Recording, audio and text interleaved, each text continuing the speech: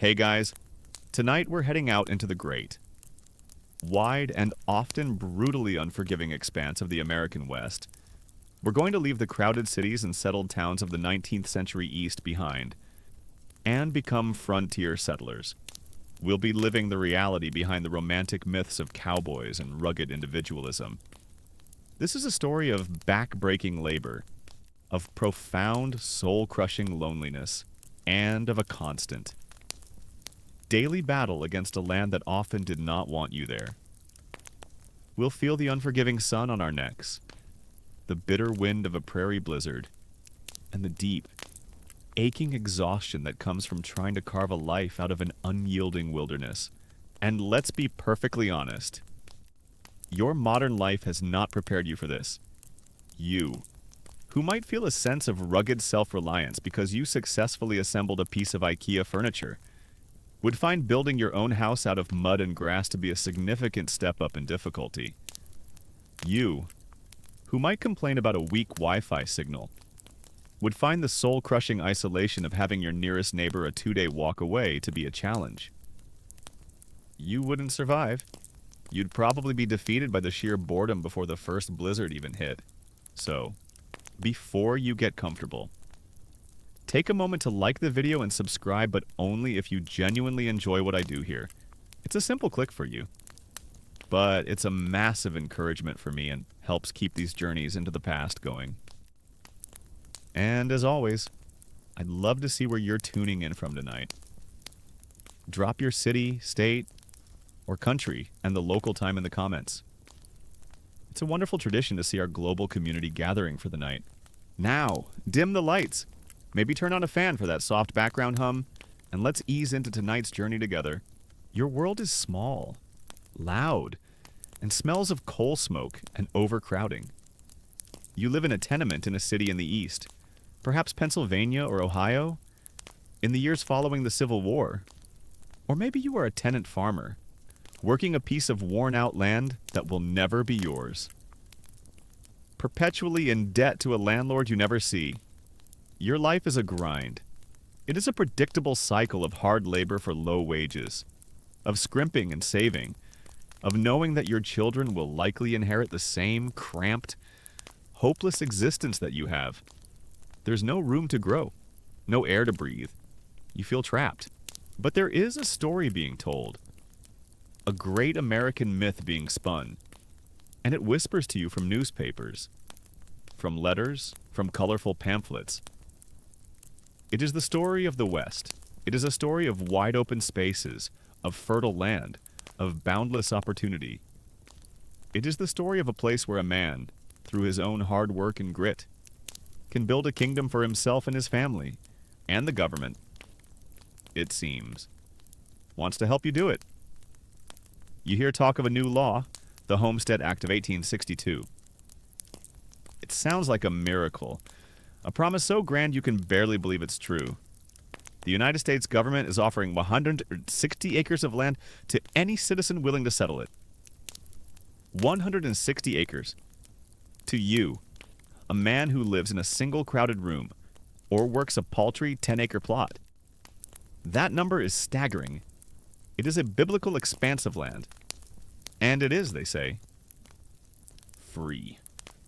All you have to do is pay a small filing fee and live on the land for 5 years. Proving up your claim by building a home and cultivating the soil, it is a promise of a new life. A chance to finally be your own master, to own a piece of the earth. The propaganda is intoxicating. You see pamphlets printed by the great railroad companies, who have been granted vast tracts of land along their new routes, and are eager for settlers to come and turn that land into profitable farms. The pamphlets show beautiful, impossibly lush illustrations. They show happy, healthy families standing before charming log cabins, surrounded by fields of corn so tall it seems to tickle the clouds. They show pumpkins the size of washtubs and ears of corn as long as a man's arm. They call the West the Garden of the World, a new Eden waiting for the righteous and the hard-working. You suspect there might be a little bit of exaggeration involved, but you're willing to risk it for a pumpkin you could at least use as a guest room. A letter arrives from a cousin who went west 2 years ago. He writes of the vast, clean sky, of the rich black soil, of the freedom from the factory whistle and the landlord's knock. He doesn't write about the blizzards or the grasshoppers or the loneliness. He writes about the dream, and his letter is the final push you need. You and your wife talk late into the night. Your voice is hushed with the weight of the decision. To stay here is to accept a life of quiet desperation. To go west is to risk everything you have on a promise. It is a terrifying gamble, but the dream of owning your own land, of building a future for your children, is a dream worth risking everything for. You make the decision. You will go west. Now begins the brutal, heartbreaking process of liquidating your life. You must sell everything you own to raise the money for the journey. The journey itself is long, and the supplies you will need are expensive. That rocking chair your grandfather made, it is sold. Your wife's small collection of china dishes, carried all the way from the old country, sold. Every piece of furniture, every sentimental object, every last link to your family's past is converted into a small pile of cash. Packing is a fun family activity where you decide which of your cherished memories you're going to sell to afford an extra barrel of salt pork. You must then decide what to take. Your entire future life must fit into the confines of a single covered wagon. It is an exercise in ruthless pragmatism. You are not packing for a trip. You are packing for the creation of a new world from scratch. First, the tools. A good steel plow is essential. The most important and expensive item you will purchase: an axe, a saw, an auger for drilling holes, a hammer, a shovel. These are the instruments with which you will tame the wilderness. Next, the food. This is not for the journey alone, but for the first year. Until you can get a crop in the ground, you buy massive sacks of flour and cornmeal. You buy barrels of salted pork and bacon, knowing it will be the only meat you see for a long time. You buy pounds of coffee, a small luxury that will become essential for morale. You buy sugar, and most importantly, huge quantities of salt for preserving whatever meat you might be lucky enough to hunt. Then, the household goods. A small cast iron stove is a vital, heavy necessity. A few pots, a few pans, cutlery, bedding, and a small chest of clothing for your family. There's no room for anything else. No books, no pictures, no toys for the children. You buy your wagon. It is a prairie schooner, smaller and lighter than the great Conestoga freight wagons. It is a simple, sturdy farm wagon, with a wooden box and a canvas cover stretched over arched wooden hoops. This fragile, creaking vessel will be your home, your transportation, and your shield against the elements for the next several months. You buy a team of oxen to pull it. They are slow, stubborn animals, but they are strong and more durable than horses, better able to survive on the poor grazing of the prairie. Historians will later debate the safety valve theory of the frontier. Did the West truly provide an escape route for the urban poor? A way to release the social pressures of the industrial East? Or was that a myth? The cost of this wagon, the oxen, the tools, the supplies, it is a considerable sum for the truly destitute, the man with nothing. Even this first step would have been an impossible dream. The reality is that most homesteaders were not the poorest of the poor, but families like yours, from the lower middle class, who had just enough to sell. Just enough to scrape together the capital to take the great gamble. The day of departure arrives. You say your goodbyes to the family and friends you were leaving behind. The farewells are heavy with a sense of finality. In an age before easy travel or communication, you know that you will almost certainly never see these people again. You are not just moving across the country, you are moving to another planet. You climb onto the wagon seat, your wife beside you, your children peering out from under the canvas cover in the back. You click your tongue, and the oxen lean into their yokes. The wagon groans and lurches forward. You take one last look at the crowded, familiar streets of your town, and then you turn your face to the west. You are leaving the United States that you know. You are heading for a vast, empty space on the map. A space filled not with towns or cities, but with rumors, with propaganda, and with the perilous promise of a new beginning. The dream is beautiful. The reality has not yet begun to bite. Your journey west begins not with a bold ride into the sunset, but in the crowded, muddy, and chaotic streets of a jumping-off town like Independence, Missouri. This is the edge of the United States as you know it, the last outpost of what passes for civilization before the great. Unknown wilderness begins. The town is a chaotic swirl of humanity, a temporary city built of desperation and hope. The streets are choked with wagons, with braying mules and lowing oxen. The air is thick with the smell of livestock, of nervous sweat, of cheap whiskey from the saloons, and of money being made by the merchants who are selling last-minute supplies at exorbitant prices. You see hundreds of other families just like yours, their faces etched with the same mixture of hope and terror that you feel in your own heart. You realize you are not alone in your dream. You are part of a great national migration, a river of people pouring west. You join a wagon train, a collection of 50 or so families who have banded together for mutual protection and support. A captain is elected, a man who has made the journey before, and you all agree to abide by his rules. And then, one morning, the great journey begins.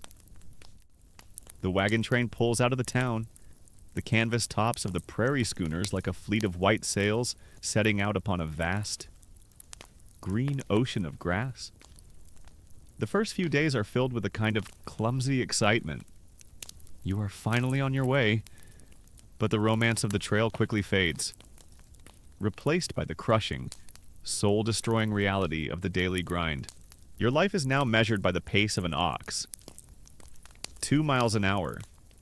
That is the speed of your new world, from sunup to sundown. You are in motion. But your progress is so slow as to be almost imperceptible. 10 miles on a good day. 15 if the ground is flat and hard and the animals are feeling strong. You do not ride in the wagon. The wagon is overloaded with your precious supplies, and the oxen must be spared every possible ounce of strain. So you walk. You walk alongside the creaking, groaning wagon, your hand on the flank of the lead ox. Your voice a constant stream of low encouragement and curses. Your wife and children might ride for a time.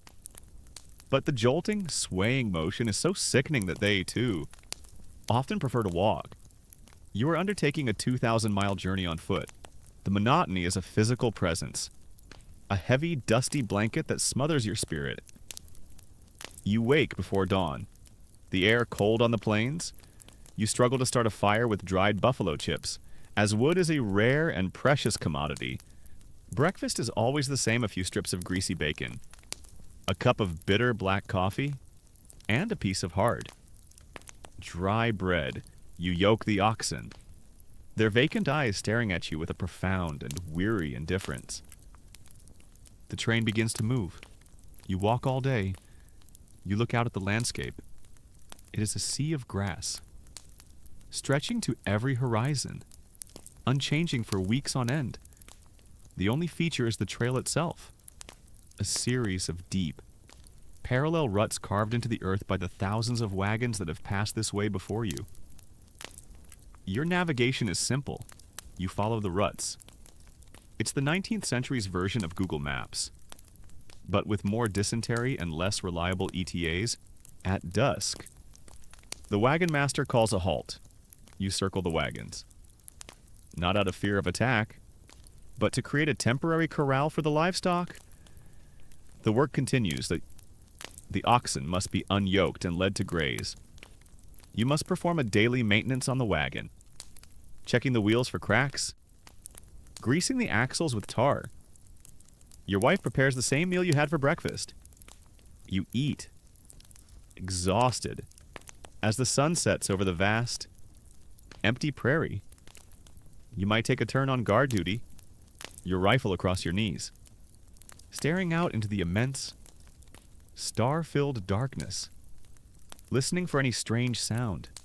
And then you crawl under the wagon to sleep on the hard ground for a few precious hours before the entire brutal cycle begins again. This is your life for 4 to 6 months. The initial dream of adventure and a new beginning is ground down into a fine powder by this relentless, daily routine. The dangers of the trail are not what you expected. Back east, you heard stories of savage Indian attacks and fearsome grizzly bears, but the true enemies on the trail are far more mundane and far more deadly. The greatest of these is disease. The trail is a great, moving city, and its sanitation is non-existent at each campsite. Thousands of people and their animals have stopped, have drunk from the water source, and have relieved themselves nearby. The rivers and streams you follow become contaminated, and the result is cholera. It strikes without warning. A man in the wagon ahead of you might be perfectly healthy at breakfast. By midday, he is seized by violent, debilitating cramps. By evening, he is dead, his body completely emptied of all its fluids. The disease sweeps through the wagon train, an invisible, terrifying killer. There is no doctor, no medicine. All you can do is try to get away from the contaminated water sources. And pray. The trail west becomes lined with crude, lonely graves, often unmarked. The final resting places of those whose dream died of a bad drink of water. You came west fearing bandits and savage beasts. It turns out the most dangerous thing on the prairie is a shared drinking water source. Accidents are another constant threat. The journey is a long series of calculated risks. The most feared of these is a river crossing. You arrive at the bank of a wide, fast-moving river like the Platte. It is a muddy, churning torrent. There is no bridge. You must ford it. You raise the wagon bed. You chain multiple teams of oxen together, and you plunge into the current. The water rises, threatening to sweep the wagon away. The oxen struggle for footing on the shifting riverbed. It is a moment of pure, heart-stopping terror. You have seen wagons capsize, their precious contents lost forever in the muddy water. You have seen men, women, and children drown. Other accidents are more common, and just as deadly, a child, lulled to sleep by the rocking of the wagon, falls out and is crushed beneath the heavy wheels before anyone can react. A man, cleaning his rifle, has it discharged accidentally? A fatal wound miles from any hope of help. A kick from an ox can break a leg. A death sentence on the trail? The weather is another relentless antagonist. On the open prairie, there is no shelter. The sun beats down, day after day, leaving your skin cracked and burned. The dust kicked up by the wagons and the animals is a constant, choking cloud that gets into your eyes, your throat, your food. And then there are the thunderstorms, which appear on the horizon with terrifying speed. They are not the gentle storms of the east. They are violent, apocalyptic events, with hail the size of hen's eggs and lightning that seems to split the sky in two. A terrifying threat in a landscape with no trees. You find small moments of humanity along the way. At certain points on the trail, you find what the travelers call a prairie post office. It might be a large buffalo skull or a prominent rock. Here, previous travelers have left messages, scrawled in charcoal or axle grease. The Smith family passed June 12th. All well? Found good grazing ahead. Beware the water at the next crossing. These messages are a lifeline, a connection to the great stream of humanity you are a part of, a reminder that you are not alone in this ordeal. Your interactions with the Native American tribes are rare, and not what the sensationalist stories in the East led you to expect. You see them sometimes, watching your long, slow-moving column from a distant bluff, their figures small and still on horseback. Occasionally, a small party will approach the train, not to attack, but to trade, or to demand a toll a portion of your food or tobacco for passage through their lands. There is a deep, mutual suspicion, but open conflict is rare. The great, circling the wagon's battles of myth are, for you, just that, a myth. Historians will later confirm that the fear of Indian attack was vastly disproportionate to the actual danger, and that far more settlers died from disease, accidents, and exhaustion as you move further west. The land begins to change. The endless sea of grass gives way to the drier, more rugged landscape of the high plains. And then, one day, you see them. A faint, jagged blue line on the far western horizon. The Rocky Mountains. You have crossed the Great Plains, the first and longest. Phase of your journey is over. You feel a surge of triumph, but it is a weary, hollow feeling. You are exhausted. You are thinner. Your optimism has been scoured away, replaced by a grim, hard-bitten resolve. You have survived the trail. But as you look at the towering, impassable wall of mountains ahead of you, you know that your journey and your suffering is far from over. The crossing of the Rocky Mountains is another journey within a journey. A brutal ordeal of steep passes, narrow ledges, and thin air. Your wagon groans in protest, and your oxen, already weakened from the long walk across the plains, struggle for footing on the rocky terrain. But after weeks of this vertical struggle, you descend from the mountain's western slope into the lands beyond. Your journey is not over, but the greatest physical barrier is behind you. You make your way to the nearest land office. It is little more than a dusty, hastily erected wooden shack in a raw frontier town. A place that seems to consist entirely of a saloon, a general store, and a lot of mud. Here. You perform the final bureaucratic act of your pilgrimage. You present your papers to a tired-looking clerk. You pay your $10 filing fee, a significant portion of your remaining money, and in return, the clerk takes a large, gridded map of the territory, consults his ledger, and makes a small X on one of the hundreds of identical squares. Section 14, Township 2 North, Range 3 West, he says, his voice devoid of any ceremony. She's all yours.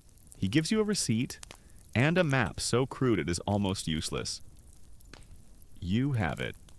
You are now the official claimant of 160 acres of the American frontier. You and your family get back in your wagon and begin the final leg of your journey. A week-long trek from this dusty outpost to the abstract spot on the map that is now your entire future. The day you arrive is not momentous. There is no sign, no landmark. You must navigate by the surveyor's stakes, small wooden posts driven into the ground that mark the corners of the square-mile sections. You find the stakes that mark the boundary of your claim. Your father consults the map, paces off the distance, and then stops the wagon. He turns to you and your mother, a strange, strained look on his face. "Well," he says, his voice quiet. "This is it." You climb down from the wagon and you stand, for the first time, on your own land, and you look around, and you see nothing. Absolutely nothing. The pamphlets in the east showed lush, green meadows, dotted with shady trees, a crystal clear stream running through it all. The reality is a vast, silent, and utterly empty expanse of grass. The prairie stretches out in every direction, a flat, featureless ocean of earth that rolls away to meet a sky so enormous it is physically intimidating. There are no trees, there is no stream, there is no shelter. There is only the grass, and the constant, lonely sighing of the wind. Your new home comes with a number of natural amenities, including a constant, soul-crushing wind, a robust population of rattlesnakes, and a profound sense of existential dread. Utilities are not included. This is your kingdom, your 160 acres of perilous paradise, your promised land, and it is a kingdom of empty dirt, the word free. You realize with a sinking heart. Referred only to the initial price, The true cost of this land will now be extracted from your body, your spirit, and your will to live.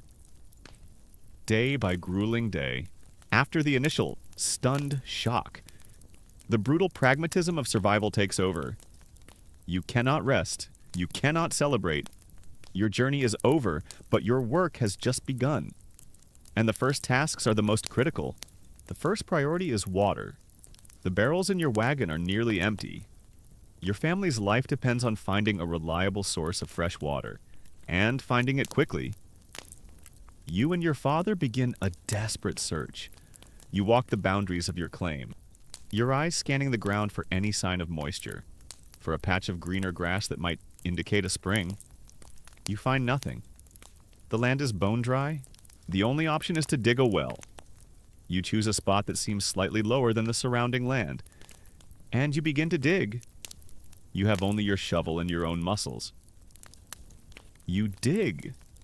The prairie soil is a thick, dark loam for the first few feet, and then you hit a dense layer of hard, dry clay. You dig for hours, your back screaming, your hands blistering. The sun beats down on you. At the end of the first day, you have a hole that is perhaps 6 feet deep, and it is as dry as a bone. The fear, a cold and familiar companion from the trail, begins to creep back in. What if there is no water? What if you chose the wrong spot? What if this entire 160-acre plot is worthless? Your entire gamble, your family's entire future, depends on what lies at the bottom of this hole. The second priority is shelter. The prairie schooner, your home for the past 6 months, is a fragile and inadequate defense against the elements of the prairie. You need a house. But you look around at the treeless expanse and you realize you cannot build the charming log cabin from the pamphlets. There are no logs. Your first home on the prairie will be a dugout. You find a small rise in the land, or the bank of a dry ravine, and you begin to dig into the side of it. You are not building a house so much as excavating one. You carve a space out of the earth itself, about 10 feet by 12 feet. You use the timbers from your wagon box, precious wood hauled all the way from Missouri, to frame a doorway and a single. Small window opening. The roof is made of a lattice of willow branches gathered from a creek miles away, covered with a thick layer of prairie sod. Your first home is a cave, a burrow, a hole in the ground, while you and your father dig. Your mother takes on the essential task of finding fuel on this treeless landscape. Wood is more precious than gold. The fuel that will cook your food and warm you in the winter is the dried dung of the buffalo and the cattle that have passed this way. This was an obscure and often shocking reality for the settlers. Your mother spends her days walking the prairie, her eyes on the ground, gathering chips in a burlap sack. It is a humble, dirty, and absolutely vital chore. The chips burn with a surprising, intense heat, and they have a pungent, grassy smell that will become the familiar scent of your domestic life. Your first night on your own land is the loneliest of your life. The wagon train, with its 50 other families, its noise, its shared company, is gone. The silence that descends with the setting of the sun is absolute. It is a physical weight. The only sound is the relentless, whispering voice of the wind as it sweeps across the endless grass. And then, new sounds begin. From the darkness comes the high-pitched, yipping howl of a coyote pack. It is a sound that is both beautiful and deeply unnerving. A wild chorus that reminds you how far you are from any human settlement. Your first night in your new kingdom is magical. You're serenaded by a choir of howling coyotes who seem to be debating whether you're a threat or a potential meal. It's a real welcome wagon. You lie under your wagon, staring up at the sky. It is a revelation, with no trees, no hills, no city lights to obscure the view. The sky is a vast, black dome encrusted with a brilliant, terrifying density of stars.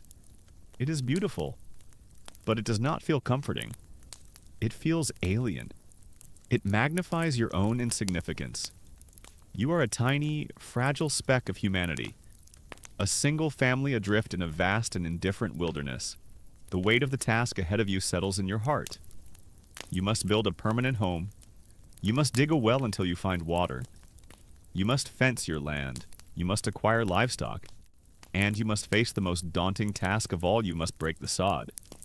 You must turn this wild, virgin prairie, which has never known a plow, into a productive farm, all with your own 2 hands, a few simple tools, and the dwindling supply of food in your wagon. The dream of the West, the dream of a lush garden and easy independence, has evaporated in the harsh sunlight and the ceaseless wind. The romantic myth, so beautifully illustrated in the pamphlets, has collided with the stark, empty, and terrifying reality. This is the truth of the Homestead Act, a truth that many settlers faced. It was not a gift of free land.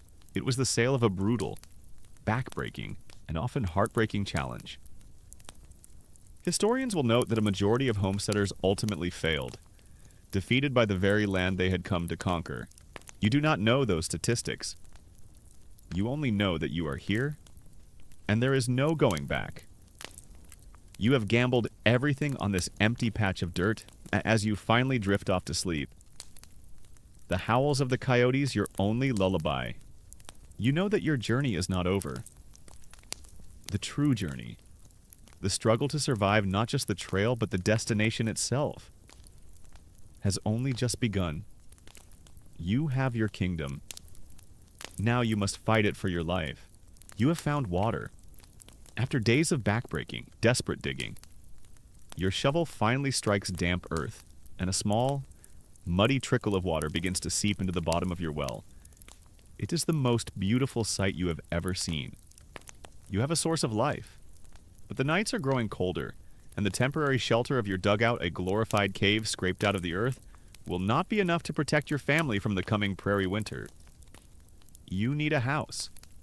A real house. You look around at the vast, treeless expanse that is your 160-acre kingdom. The problem is immediate and absolute. You cannot build with wood where there is no wood, the charming log cabin from the railroad pamphlets.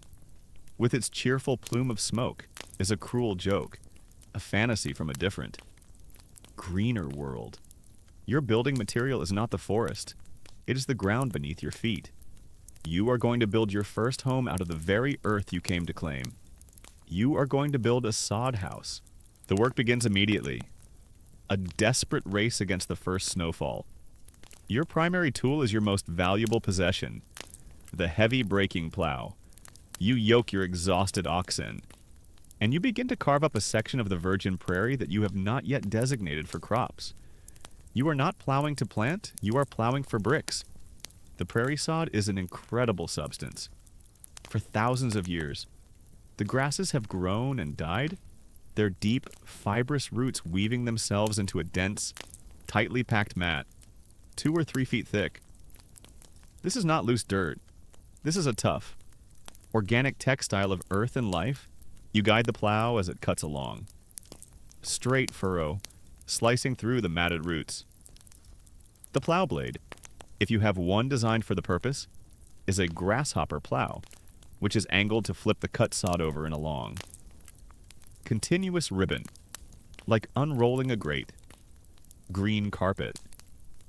You then take your axe or a sharp spade and you cut these ribbons into uniform blocks, usually about 3 feet long, 2 feet wide, and 4 inches thick.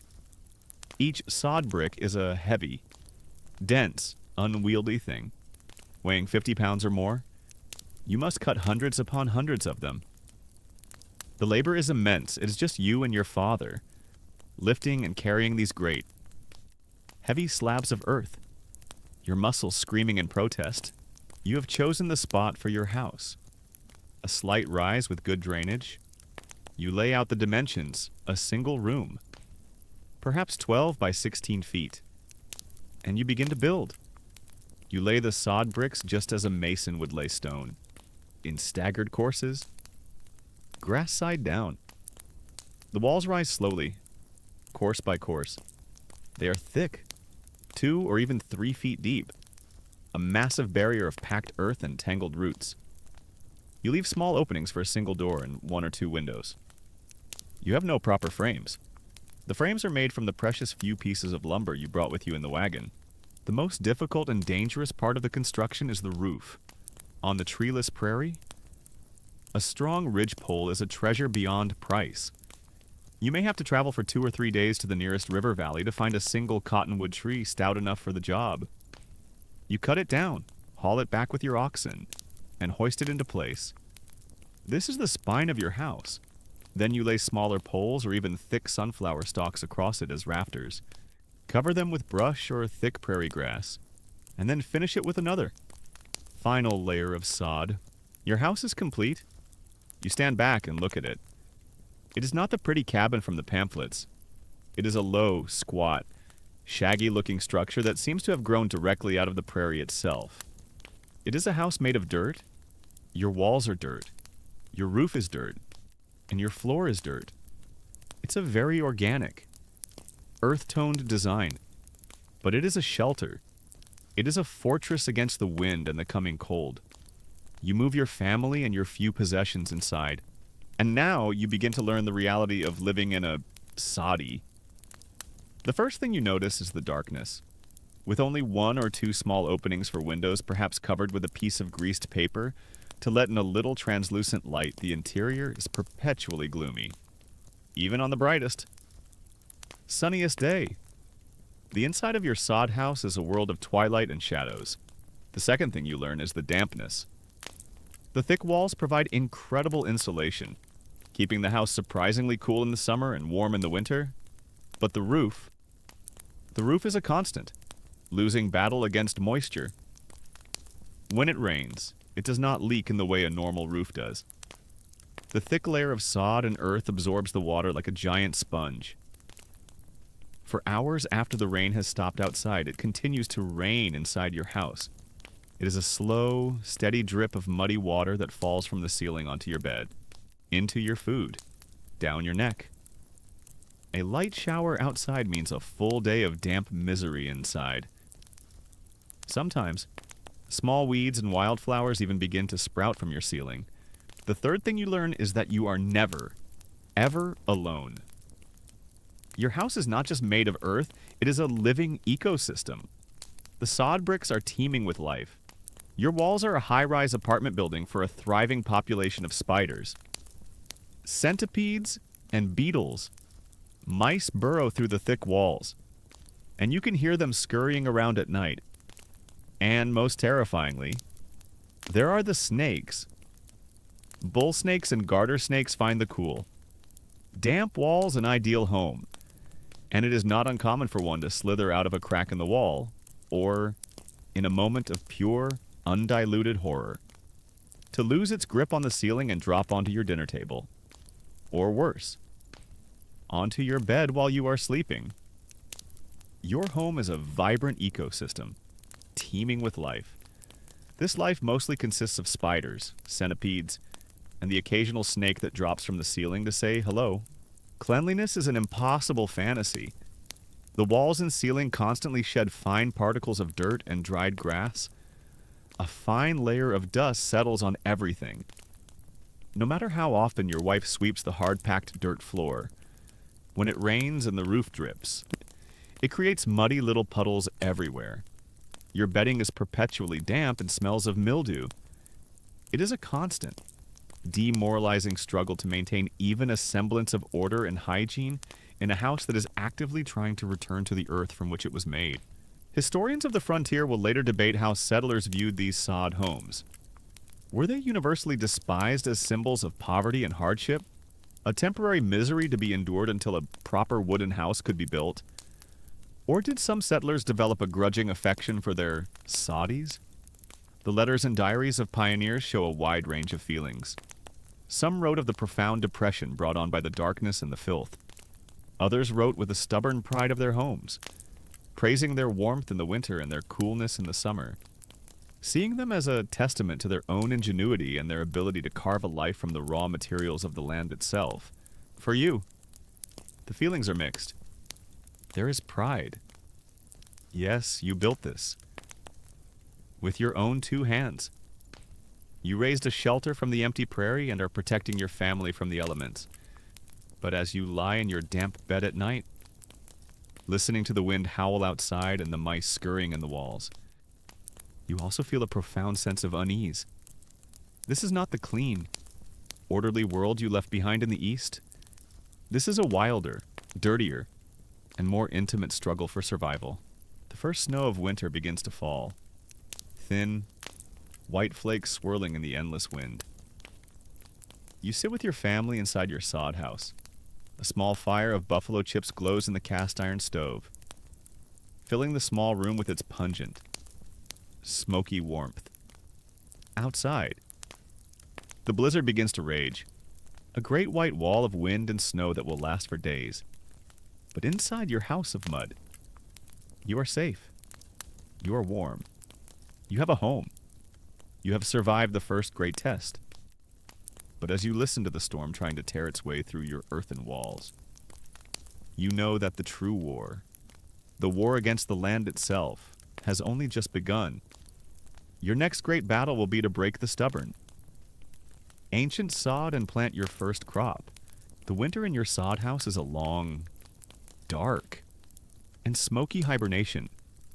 You survive, huddled with your family around the small cast iron stove, fueled by the pungent, slow-burning buffalo chips you gathered in the autumn. The blizzard winds howl outside, a constant, mournful sound. But your thick earthen walls hold firm. You are safe. You are warm.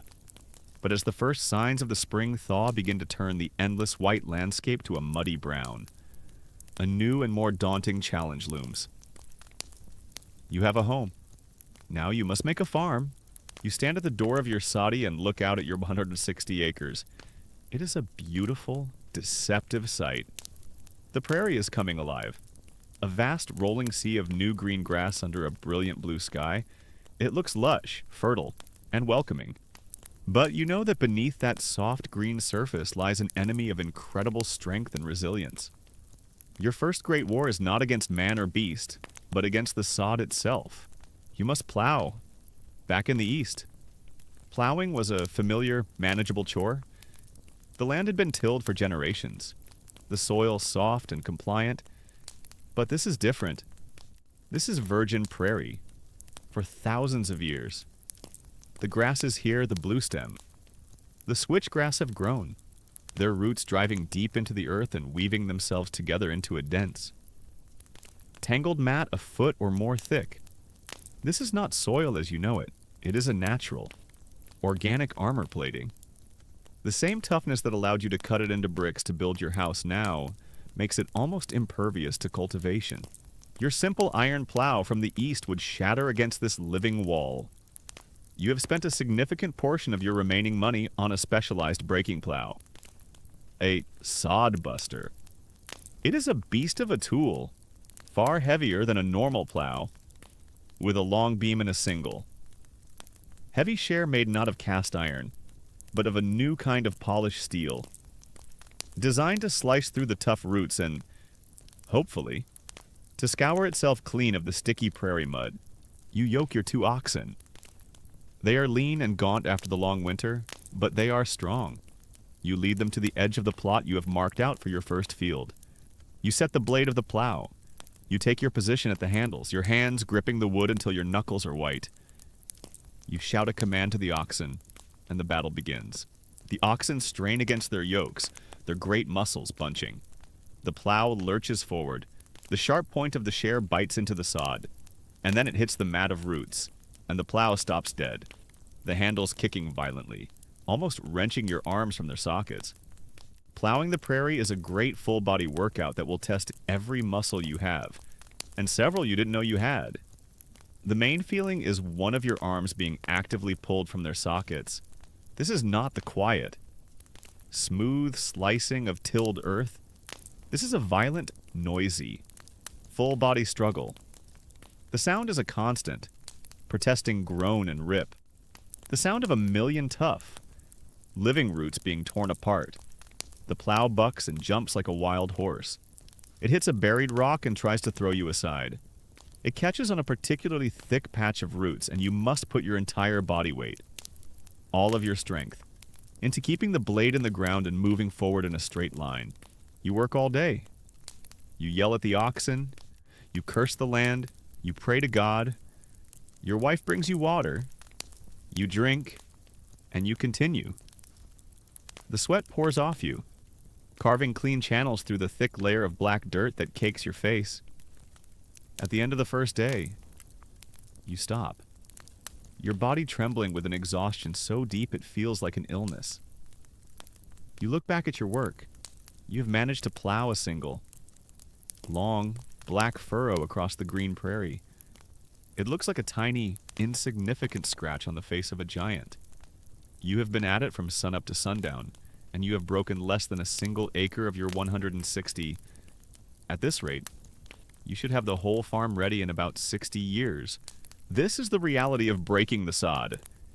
It is a task of almost unimaginable difficulty. Historians of technology will debate the factors that finally conquered the prairie. Was it the lone, heroic grit of settlers like you? Or was it the technology of the steel plow, invented by men like John Deere? The only tool capable of slicing through this ancient, stubborn earth. You don't care about the historical debate. You only know the burning pain in your shoulders and the sheer, overwhelming scale of the work that lies ahead. For weeks, this is your life. You rise before the sun, you yoke the oxen, and you fight the sod. Your hands become a solid mass of calluses and blisters. Your body, already lean, becomes wiry and hard, every muscle defined by the constant strain. You move in a world of sweat, dirt, and the groaning protest of the earth, slowly, painfully. A field begins to emerge. It is not the fine, brown soil you are used to. It is a rough, ugly landscape of grate.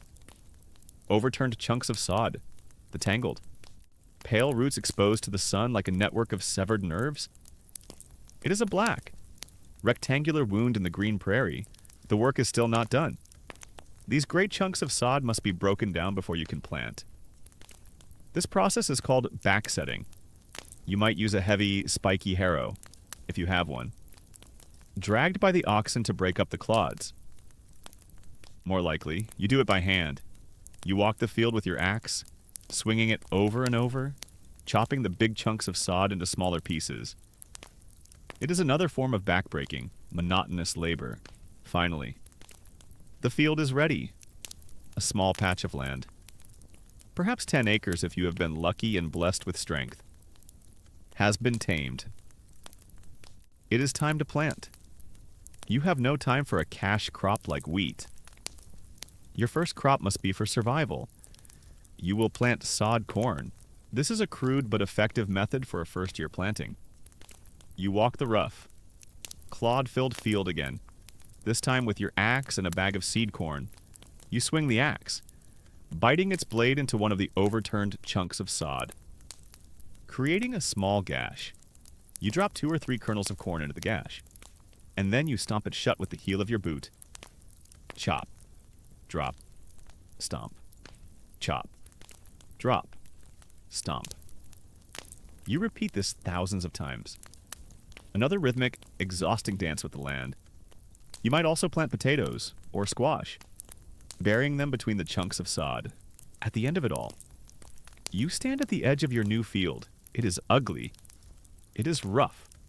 It looks nothing like the neat, tidy fields of the East, but it is yours. Every clod of dirt in it has been turned by the sweat of your own body. You have fought your first great battle against this new land, and you have, for the moment, won. You have planted the seeds of your family's future. You look up at the vast, empty sky, a sky that holds its own arsenal of threats. You have done your part. Now, you can only wait and watch and pray that the prairie, which you have so violently wounded, will allow your seeds to grow. The war against the sod is over. The war against the weather is about to begin. Your small field is planted. 10 acres of broken sod, a black, rectangular wound carved into the vast greenness of the prairie, now holds the seeds of your family's survival. You have fought and won your first great battle against the land. Now, as the sun climbs higher and the summer begins in earnest, you learn that the land has other, more powerful armies at its command. You have entered into a war against the weather and the pests, a war you cannot possibly win through strength or determination alone. The first enemy is insidious and silent. It is the drought. After the initial spring rains that soften the ground for your planting, the sky simply stops for weeks, then a month, then two. The sun rises each day into a vast, cloudless, metallic blue sky. It is beautiful in a terrifying way. It beats down on your small field, baking the dark earth until it cracks. You watch your young corn plants, which had sprouted so hopefully, begin to suffer. Their broad green leaves curl in on themselves, as if in pain. They begin to turn a sickly, pale yellow, then a brittle brown. You try to help them. You haul water from your well, bucket by agonizing bucket, giving each plant a small, precious drink. But it is not enough. You are one man with a bucket against the thirst of 10 acres under a blazing, indifferent sun. It is a futile gesture. The prairie itself seems to hold its breath. The lush green grasses turn to a pale, dry brown. The air is still and hot, and the silence is broken only by the constant, dry rasp of the wind. You watch your entire year of back-breaking labor slowly bake to death before your very eyes. And with the drought comes the second great enemy fire.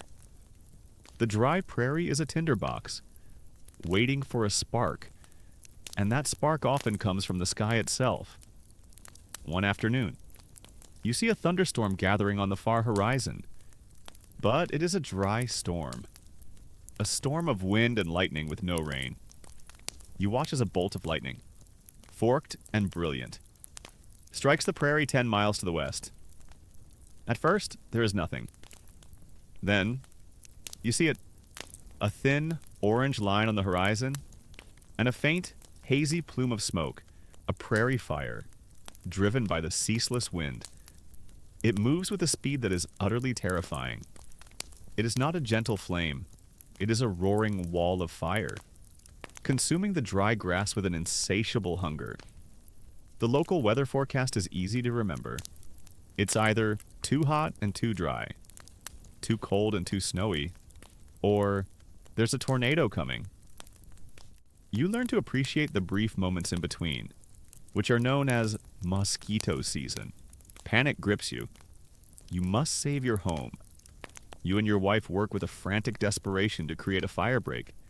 You yoke the oxen and hastily plow a wide, bare strip of earth around your soddy and your withered field. You try to burn the grass between this strip and your home in a controlled backburn. But you are an amateur fighting a professional force of destruction. The fire comes. The sky turns a dark, smoky orange. The roar is a physical presence, a sound like 1,000 freight trains. The heat is so intense it blisters your skin from 100 yards away. You and your family retreat into the damp, relative safety of your sod house, stuffing wet rags into the cracks around the door and the windows. And you pray. You watch through a small crack as the great wall of flame, 50 feet high, roars past your small island of bare earth. You survive. The fire passes, leaving behind a world that is utterly black, silent and smoldering. Your soddy, being made of earth, has protected you, but your field, your future, is gone. Or perhaps the drought breaks, the rains come, and your crop survives, and you make it through the summer. Now you must face the terror of the prairie winter. It is not the gentle, snow globe winter of the east. A blizzard here is a force of pure, white annihilation. It comes on with shocking speed. A great, gray wall of cloud that swallows the sky.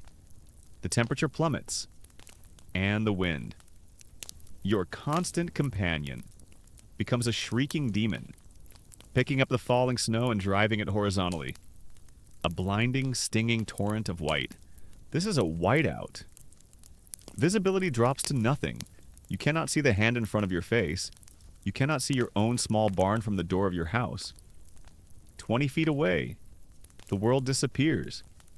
Many settlers, your future neighbors, will die in these storms. Getting lost trying to perform a simple chore. Freezing to death just yards from the safety of their own homes.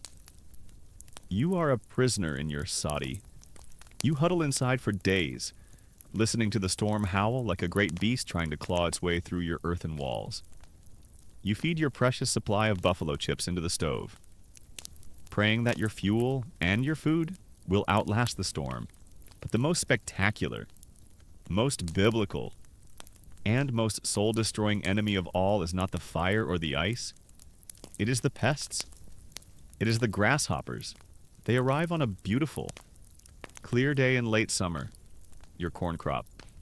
Having survived the other perils, is tall and green, the ears almost ready for harvest.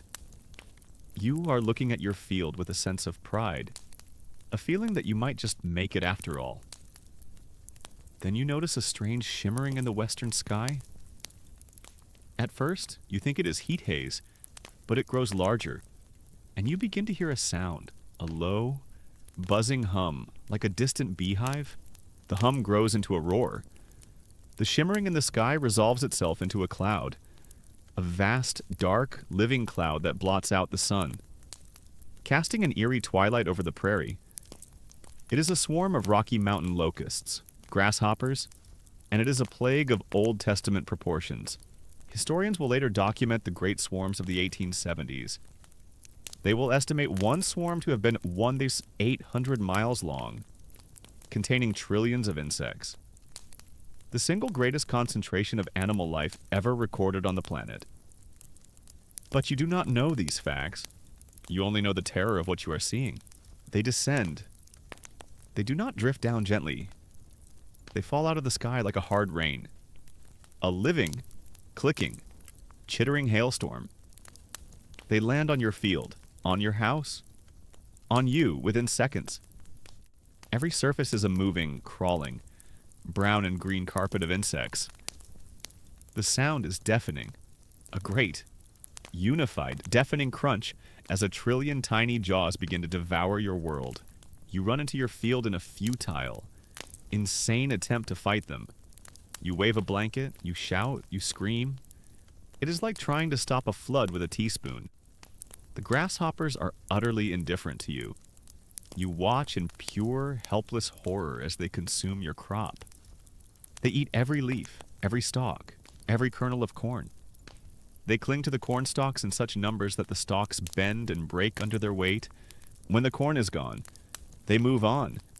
They eat the grass of the prairie until it is bare earth. They eat the wool off the back of a neighbor's sheep. They eat the leather harnesses of your oxen. They eat the wooden handle of your axe. They eat the laundry hanging on your line. They eat the curtains from your windows. The grasshoppers have arrived for their annual all-you-can-eat buffet. The buffet is your entire farm. The swarm lasts for 2 days. 2 days of a living, crawling, chewing nightmare, and then, as quickly as it arrived, it is gone. A wind shifts, and the great cloud lifts off and moves east. A rolling apocalypse seeking new farms to devour. You are left in a world of absolute, profound silence, and absolute devastation. Your field is gone. It is a plot of bare, chewed down stalks and black earth. There is nothing left, not a single leaf, not a single kernel. A year of your life, a year of back-breaking labor and desperate hope, has been wiped from the face of the earth in 48 hours. You stand in the ruins of your farm, and you look at your wife's face, a mask of stunned, hollow-eyed despair, and you are faced with the great, central question of the frontier. You have been defeated, not by any human enemy, but by the raw, untamable power of the land itself. You look at your wagon, the vessel that brought you here. The road back east is still there. Many of your future neighbors. Facing this same devastation will make that choice. They will give up, abandon the claim, and retreat back to the comparative safety of the East. Broken and defeated, the temptation to do so is immense. But you have nothing to go back to. You sold your old life to pay for this one. And so you are faced with a terrible choice: a retreat into a known poverty, or the decision to stay. To face the coming winter with no food, and to somehow find the will to start all over again next spring. On this same beautiful and terrifying land that has just tried so hard to kill you, you do not go back. You cannot. To return east would be to admit a failure so complete, so absolute, that it would be a kind of death in itself. You have gambled everything on this patch of dirt, and you have lost the first hand to a cruel and indifferent dealer. But the game is not over, and so, with a grim, silent resolve that you did not know you possessed, you decide to stay. The winter that follows the grasshopper plague is a long, slow descent into a familiar misery hunger. You have nothing from your fields. You must survive on what you can hunt, and what little you have left in your wagon. You become a hunter of small things. You set snares for rabbits and prairie dogs. You shoot the occasional grouse. Your family, once again, lives on the very edge of starvation. A life measured in mouthfuls. Each one a small victory against the encroaching emptiness. You survive, that's all. You survive. When the spring finally comes, melting the snow and revealing the scarred, barren earth of your field, you must begin again. You must replow, re-harrow, and replant. Your body aching with a weariness that is now bone deep. Your spirit shadowed by the memory of the great, devouring swarm.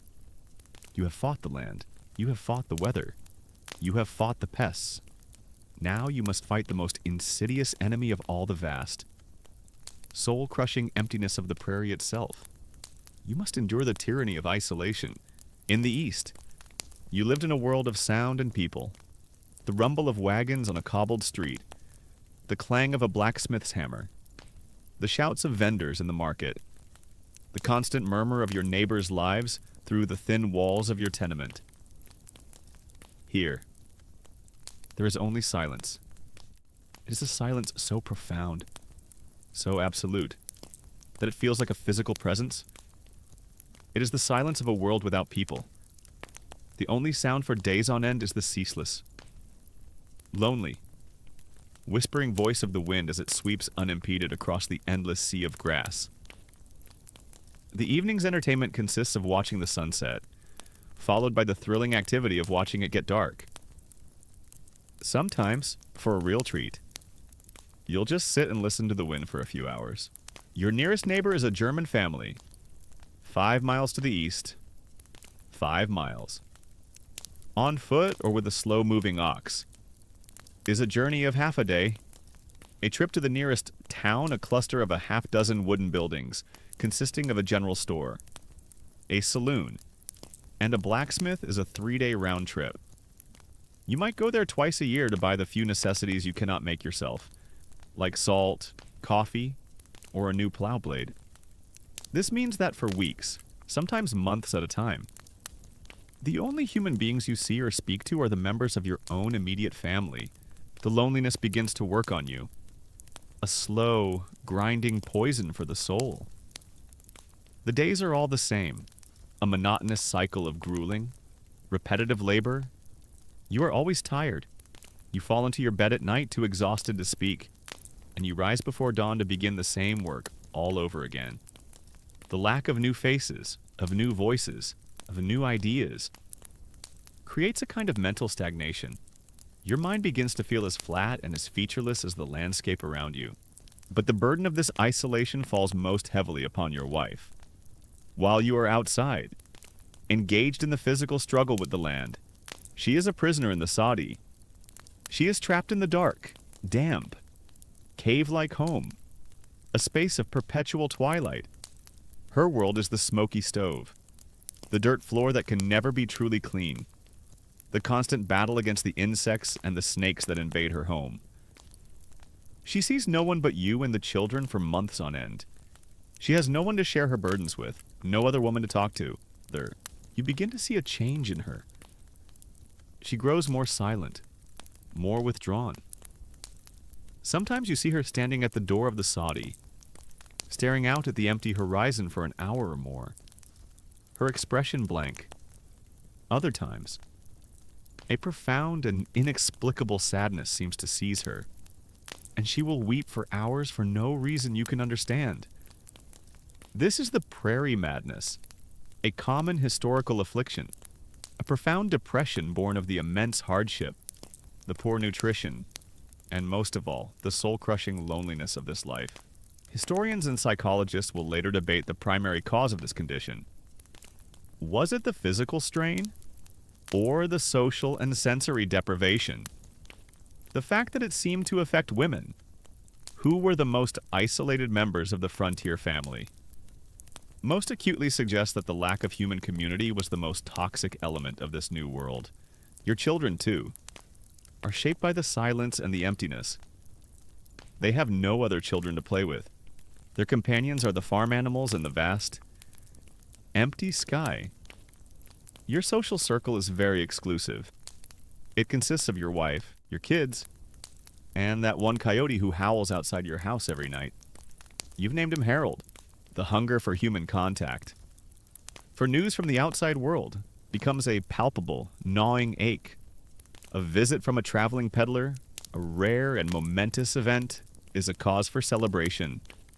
He is a lifeline, a connection to the world you left behind. You welcome him into your home. You give him your best food.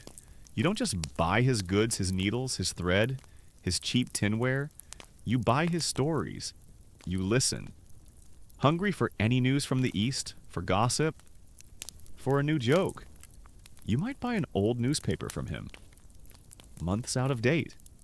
You and your wife will read it by the light of a tallow lamp until the paper disintegrates. Every word a precious reminder that there is a world beyond this endless grass. The isolation can also breed a different kind of poison suspicion when you do see your neighbors on a rare trip to the store. The interaction is freighted with a desperate need for connection, but this same isolation can turn small disputes into festering feuds. If your neighbor's cow wanders onto your land and eats some of your precious corn, it is not a minor annoyance. It is a major crime, a disagreement over a boundary line, a shared well, or a stray animal can curdle into a bitter. Silent hatred that can last for years, further deepening the loneliness. Turning your only potential allies into enemies, you try to fight against the encroaching madness of the silence. You talk to your oxen. You sing to yourself as you work in the fields. But the silence is always there, waiting to reclaim you when the song is over. You start to feel like a ghost, a person who has become unmoored from the world of men. You sometimes wonder if the whole world beyond your 160 acres has simply vanished, and you and your family are the last people left on Earth. One evening, your youngest son comes down with a fever. He is hot to the touch, his breathing shallow and rapid. Your wife tries all the folk remedies she knows, brewing teas from prairie herbs, placing cool cloths on his forehead. But the fever worsens in the east. You would have sent for a doctor. Here, there is no doctor. The nearest one is 100 miles away, an impossible distance. You are utterly, completely on your own. You sit by your son's bedside through the night, listening to his ragged breathing, feeling a sense of powerlessness so profound it threatens to swallow you whole. You have fought this land and won a small foothold, but you are now faced with an enemy you cannot fight with a plow or an axe. And as you sit there, in the deep, silent, and lonely darkness of the prairie, you realize that the most terrifying thing about this new life is not the hardship or the labor. It is the simple, brutal fact that if something goes wrong, if sickness or injury should strike, there is no one to help you. No one is coming. You are entirely alone. You have survived the great scourges of the prairie. You have endured the drought, the fire, the blizzards, and the devouring cloud of the grasshopper plague. You have survived the soul-crushing loneliness and the vast, deafening silence. Your small farm is a testament to your endurance. A tiny island of human will in a vast and indifferent wilderness. But now, a new kind of fear, one that is both ancient and deeply personal, descends upon your small sod house. Your youngest son is sick. It begins simply, a cough, a feverish heat you can feel when you press your hand to his small forehead. In the East, it would have been a cause for concern. Here, it is a cause for terror. You are the doctor. Your wife is the nurse. Your medical knowledge consists of a handful of folk remedies passed down from your grandmother, and a few dubious tonics you bought from a traveling peddler. Your family medicine cabinet contains a bottle of highly addictive opium tincture, some questionable herbs, and a lot of prayer. It's a holistic approach to healthcare. You watch, helpless. As the fever climbs, your wife brews a tea from prairie herbs, a concoction said to break a fever. You force the bitter liquid between your son's cracked lips. He is delirious, muttering in his sleep, his body trembling with chills despite the heat of the small room. You are fighting a battle against an invisible enemy, and your only weapons are superstition and love. This is the stark reality of frontier medicine. There is no doctor to call. The nearest one, a man with a dusty medical degree and a fondness for whiskey, is 100 miles and 3 days away. An impossible journey for a sick child. You are on your own. A simple infection, a common childhood disease, a broken bone, any of these can become a life-threatening crisis. You think of the other dangers, the other medical horrors you have heard stories of from your few neighbors. A man on a nearby claim, a strong, healthy farmer, gets a deep cut on his hand from a rusty piece of the new barbed wire fences. He cleans it as best he can. But a few days later, his hand swells. A thin red line begins to creep up his arm, a terrifying sign of blood poisoning, with no way to fight the infection. He dies in agony a week later. You think of the woman on the other side of the county who went into labor with her 4th child? The birth was difficult. The baby was turned the wrong way, with no doctor to help. Only her terrified husband and a neighbor woman who had been hastily summoned. Both the mother and the child were lost. Childbirth, a moment of joy and hope, is one of the greatest perils for a woman on the frontier, and you think of the ever-present threat of a rattlesnake bite. The only known remedy is to instantly cut the wound open with your knife and try to suck the venom out. A desperate and almost entirely useless folk remedy that often introduces more infection than it removes. Your son's breathing becomes ragged. A shallow, rasping sound that fills the small. Dark soddy. In a moment of desperation, you turn to your one potent medicine. You retrieve the small, dark brown bottle of laudanum, a tincture of opium dissolved in alcohol. It is a universal painkiller, a sedative, a cough suppressant. It is also a powerful and addictive narcotic. You measure out a single, tiny drop onto a spoon and mix it with water. Your hand shaking. Is this the right thing to do? Will it quiet the cough and allow him to rest and heal? Or will a single drop be too much for his small, weakened body? You are making a life or death decision with absolutely no knowledge to guide you. You are a farmer, not a physician. But here, on the prairie, you must be both. Medical historians will later debate the merits of frontier medicine. Were the settlers better off with their herbal remedies and their gut instincts than they would have been with a professional doctor from the era, who might have tried to cure your son's fever by bleeding him or giving him toxic doses of mercury-based calomel to purge his system? It is a grim and unanswerable question. You only know the profound terror of your own ignorance. You sit by your son's bedside, listening to the wind howl outside, a lonely, mournful sound. The silence inside is punctuated only by the boy's ragged breaths. You feel a sense of powerlessness that is more profound than anything you felt during the drought or the blizzard. You can fight the land. You can rebuild after a fire, but you cannot fight the frailties of the human body. You cannot command a fever to break. You think of the graves you have passed on the trail west, the hundreds of small, unmarked mounds. You think of the appallingly high rate of infant and child mortality that everyone on the frontier simply accepts as a fact of life. It is common for a family to have 10 children and to see only half of them, or fewer, survive to adulthood. Diphtheria, whooping cough, scarlet fever. These are not just words, but terrifying specters that haunt every family, every cough, every fever.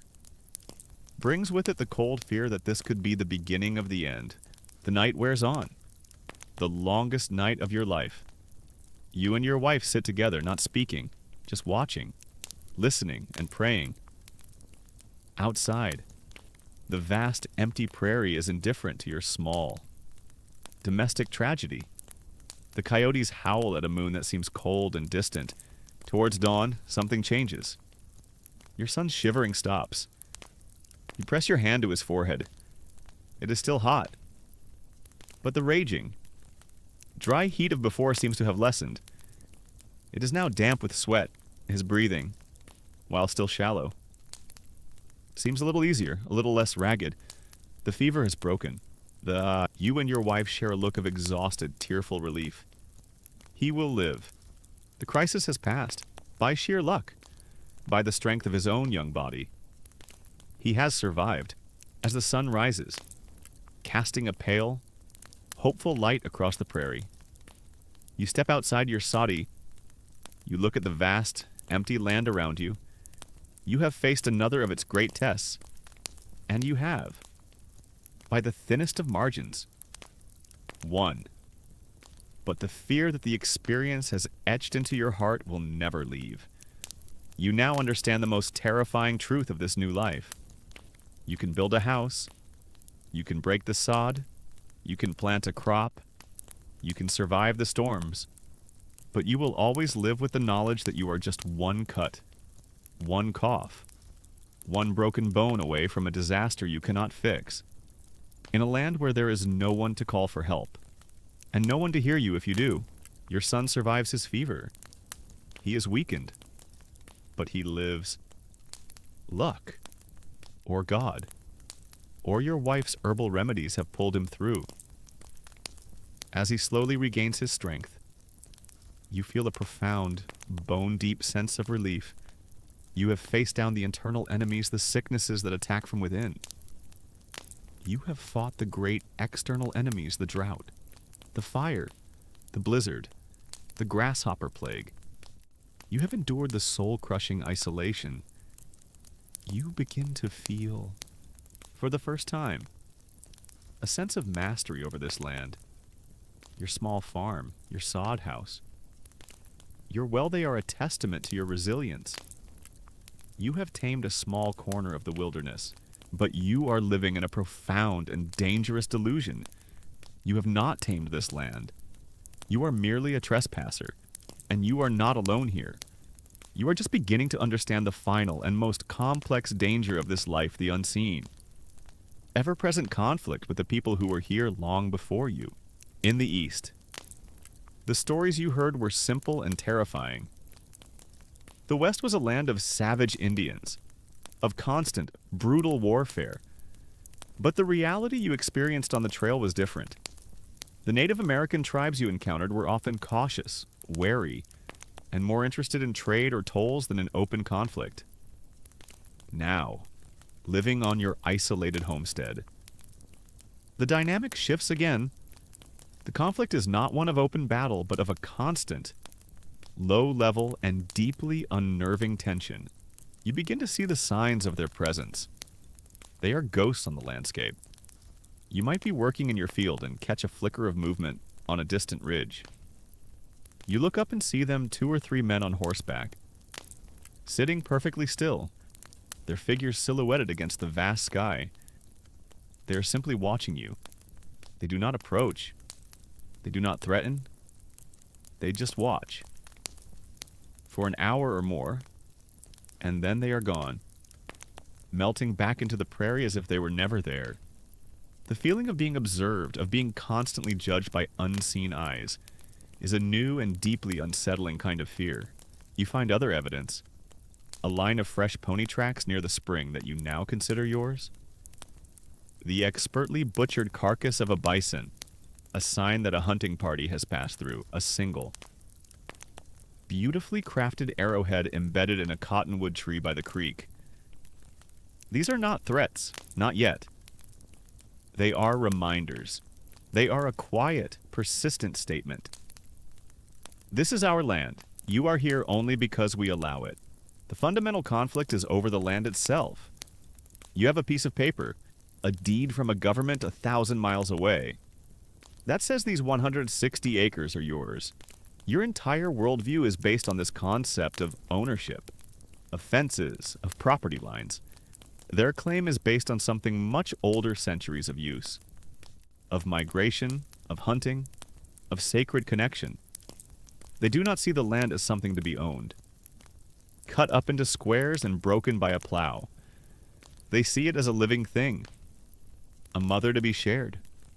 Your very presence here, your fence posts and your plowed field, is an act of violence against their world. The conflict also plays out over resources. Your small herd of cattle grazes on the same grass that the vast herds of buffalo and their own ponies need to survive. The fence you are painstakingly building to protect your corn from your own livestock also blocks a traditional migration path for the pronghorn antelope they hunt. You are not just an intruder. You are a disruption to an ancient and delicate ecosystem they depend upon. One bright afternoon, the unseen presence becomes terrifyingly real. You are repairing a piece of your fence when you look up and see them. A small party of 5 warriors on horseback has ridden right up to your sod house. They are not painted for war, but they are armed with bows and lances.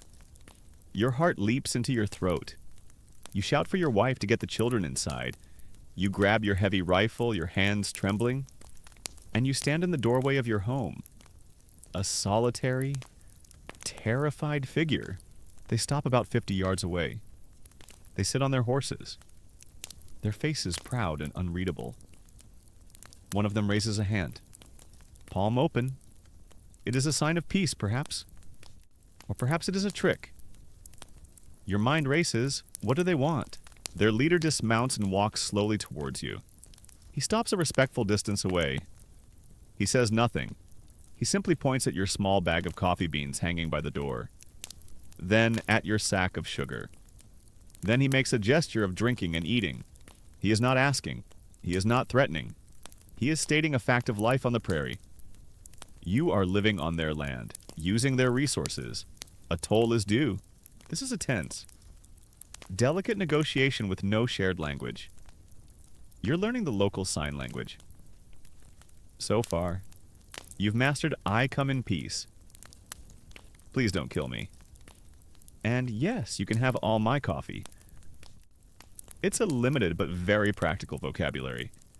You know that to refuse could be seen as an insult, an act of hostility that could have deadly consequences.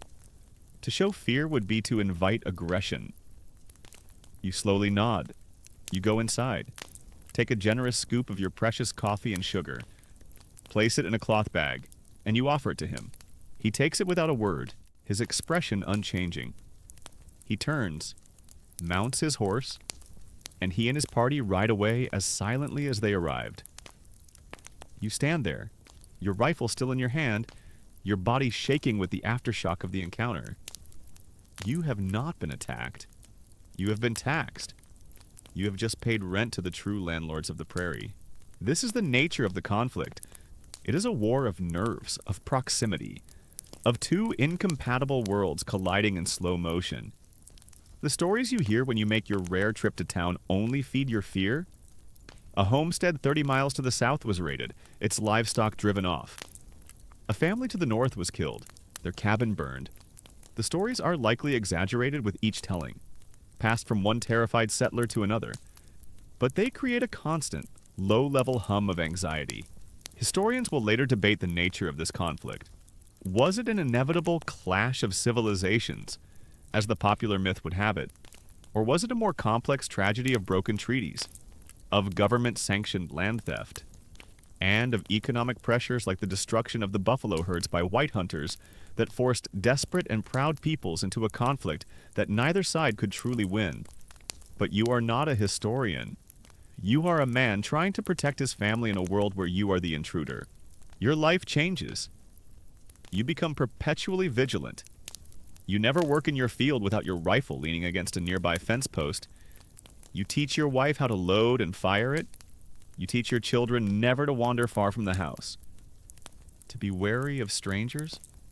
The beautiful, open prairie that once symbolized freedom now feels like a vast, exposed space where danger can come from any direction. At any time. The very sounds of the prairie become freighted with menace. A coyote's howl at night could be a coyote, or it could be a signal. The rustle of the wind in the tall grass could be the wind, or it could be the sound of someone crawling towards your home. You have a state-of-the-art home security system. It consists of a nervous dog and a loaded rifle that you keep next to your bed, your dinner table, and pretty much everywhere else. You sleep lightly, a part of your mind always awake, always listening. You lie in your bed at night, next to your wife, the comforting weight of your rifle beside you. You have fought the earth and made it yield a meager living. You have fought the sky and endured its furies. You have fought the loneliness and kept your sanity. More or less. But this new fight, this quiet, constant conflict with the land's original inhabitants, is different. It is a war against people who have every right to see you as an enemy, a thief who has stolen their future, and you know, in the deep, quiet part of your heart, that they are right. You realize that the free land you came west to find was never free. It was simply owned by someone else. And the price for your dream is a sleepless dread, a permanent state of siege in your own home. The years are a slow, grinding tide that washes over the prairie. They smooth away the sharp edges of your terror, but they also wear down the rock of your own body and spirit. The world changes, slowly, almost imperceptibly at first, and then all at once. You are an old man now. You have been on this land for 30 years. The boy who arrived here, his head full of romantic dreams printed on cheap paper, is a stranger to you now, a ghost from another life. You look at your hands. They are not the hands of a young man. They are gnarled, twisted things. The knuckles swollen with arthritis. The skin like old leather. They are the hands of a man who has fought the earth and, in a way, has become a part of it. Your kingdom of empty dirt is a kingdom no more. It is a farm. The wild prairie grass is gone, replaced by neat, fenced-in fields of wheat and corn, a windmill, its blades turning slowly in the ceaseless wind. Now stands over the well you once dug with a shovel and a prayer, a small orchard of tough, hardy apple trees, planted from saplings you bought on a rare trip to town. Now stands near the house, a testament to a decade of patient hope, and the house itself is different. The soddy, your first crude fortress against the wilderness, is gone. It has melted back into the earth from which it came. Its walls now just a low, grassy mound where your grandchildren sometimes play. In its place stands a small, simple house of wood, built with lumber purchased from the railroad, paid for with the profits of a rare bumper crop. It is a palace to you. It has a real wooden floor. It has glass in the windows. And when it rains, the inside stays dry. This, more than anything, feels like the ultimate luxury, the isolation, the soul-crushing silence that once threatened to drive you mad, has also receded. Other settlers have arrived, their own wagons carving new ruts in the prairie. The vast emptiness is now a patchwork of other farms, other lives. You can see the smoke from your neighbor's chimney in the distance. The frontier, they say in the newspapers, is closed. You have, by every external measure, succeeded. You have endured. You have tamed your 160 acres. You are the very picture of the heroic homesteader from the pamphlets. But you know the truth. The dream was achieved, but the spirit was broken along the way. You are a harder man than you ever thought you could be. The constant struggle has left no room for softness. You are quiet, taciturn. Your words as sparse as the trees on the prairie. You love your wife, your children, your grandchildren. But the language of affection is a foreign tongue you never had time to learn. You show your love through the work of your hands. Through the wood you chop for the winter stove. Through the fence you mend to keep them safe. It is the only way you know. The memories of the hardships have not faded. They are a part of you, a landscape of scars on your soul. You still wake up some nights in a cold sweat. The sound of the grasshopper swarm a phantom buzzing in your ears when a blizzard howls. You feel a familiar, primal fear, and you never forget the face of your first child. A daughter lost to a fever in that first terrible winter in the Saudi. Buried under a small, unmarked stone at the edge of your property. You have paid for this land, not just with your sweat, but with your sorrow. And you have traded one form of servitude for another. You fled the east to escape the factory boss and the landlord, to be your own master. But now you have new, more powerful masters. You are in debt to a bank 1,000 miles away in Chicago, a mortgage taken out to pay for a new mechanical reaper. You are at the mercy of the great railroad companies, who charge whatever they wish to ship your grain to the market. You are subject to the whims of the grain speculators in the great cities. Men who have never seen a field of wheat but who decide whether the price you get for your crop means a year of modest profit or a year of ruinous debt. You are a small, powerless cog in a vast, new economic machine. You have achieved your independence, but you have never felt less in control. Historians will one day call this the era of the populist revolt. A great cry of outrage from the farmers of the West and South against the new powers of industrial capitalism. You do not know these grand terms. You only know that after a lifetime of work. You are still not truly your own master. The conflict with the native peoples is over. The last of the free tribes have been defeated, forced onto reservations, their way of life destroyed. The immediate fear that haunted your first years here is gone, but it has been replaced by something quieter, more complex. Sometimes, your grandchildren will bring you an arrowhead they have found in a plowed field. You will hold the small, beautifully crafted piece of flint in your gnarled hand, and you will think of the men who once hunted here. The silent figures on the ridge. You do not feel guilt. The struggle for your own survival was too absolute to allow for it. But you feel a sense of profound, unspoken loss. A knowledge that your new world was built directly upon the ruins of another. One evening, you sit on the porch of your wooden house. You are an old man. The day's work is done. The sun is setting, painting the vast sky in brilliant, fiery colors. The wind is gentle tonight. You look out over your fields of ripe wheat, swaying in the evening breeze.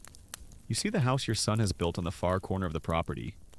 You hear your grandchildren's laughter as your wife calls them in for supper. This is what you have built. This is the dream you chased across a continent. You have a farm, you have a family, you have survived. But as you sit there, you feel the permanent ache in your back. You remember the taste of desperation, the feel of the sod house's muddy floor. You remember the faces of those lost along the way, and you are left with the quiet, unshakable knowledge of the immense and terrible cost. You have achieved the dream, but you wonder, in the long, quiet twilight of your life, if the man you had to become to achieve it was worth the price. And so, the old settler sits on his porch, a survivor in a land he has both conquered and been conquered by. Let the image of him, and the vast golden prairie at sunset, begin to fade. Let the story of his hardship, his endurance, and his quiet, lingering sorrow recede into the gentle quiet of the past. His long, hard day is over. And now, yours is as well. Bring your attention back to the present moment, back to the simple, profound comfort of your own bed. Feel the softness of your pillow, the gentle pressure of your blanket. There is no hard-packed earth beneath you, no howling blizzard outside your walls. You are safe, you are warm, you are at peace. The struggles of the past can serve to illuminate the comforts of the present. The settlers' constant battle for food, for shelter, for survival, can remind us of the quiet miracle of our own security. You do not need to fight the land for your survival. You do not need to fear the weather or the silence. Your struggles are of a different kind, and for tonight, they can be set aside. Allow your body to let go of the day. Let your muscles soften. Let your mind become as quiet and as vast as the prairie sky at midnight. There are no more stories to be told tonight. There is only the stillness, the darkness, and the gentle, welcoming invitation of sleep. Embrace it, and let yourself drift into a deep, peaceful, and well-earned rest.